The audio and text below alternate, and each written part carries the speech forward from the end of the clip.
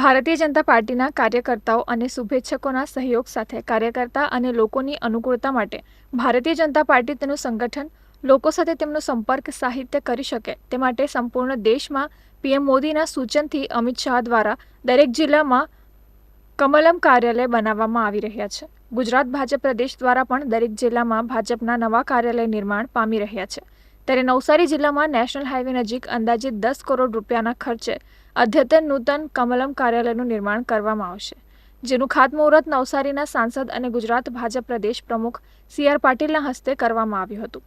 આ અદ્યતન નૂતન કમલમ કાર્યાલયમાં લોકો માટે અને કાર્યકર્તાઓ માટે નવી સુવિધા ઊભી કરવામાં આવશે. આ સાથે જ રાજ્ય સરકાર અને કેન્દ્ર સરકારની યોજનાની માહિતી પણ સહેલાઈથી મળી શકે તેવું આયોજન કરવામાં આવશે. કમલમ કાર્યાલય આગામી 1 વર્ષની અંદર તૈયાર થઈ જવાની સંભાવના સી.આર. પાટીલ દ્વારા વ્યક્ત કરવામાં આવી છે. આ પ્રસંગે નવસારીના ધારાસભ્ય રાકેશ દેસાઈ, જલાલપુરના ધારાસભ્ય આર.સી. પટેલ સહિત ભાજપ સંગઠનના અનેક નેતાઓ, આગેવાનો અને કાર્યકરો ઉપસ્થિત રહ્યા હતા. લોકોને અનુકૂળતાને કારણે એમને પણ ખૂબ લાભ એમાંથી મળશે એવો મને વિશ્વાસ છે. આજે હાઈવેની નજીક આ કાર્યાલયને કારણે આખા જિલ્લામાંથી પણ લોકોને અહીંયા આવવું અને પાર્કિંગની વ્યવસ્થા સહિત બધી અનુકૂળતા રહેશે એવો મને વિશ્વાસ છે. હું ફરીથી નવસારી જિલ્લાના સૌ કાર્યકર્તાઓને ખૂબ ખૂબ અભિનંદન આપું છું કે એમને આ કાર્યાલય એક ઉપલબ્ધ થયું છે.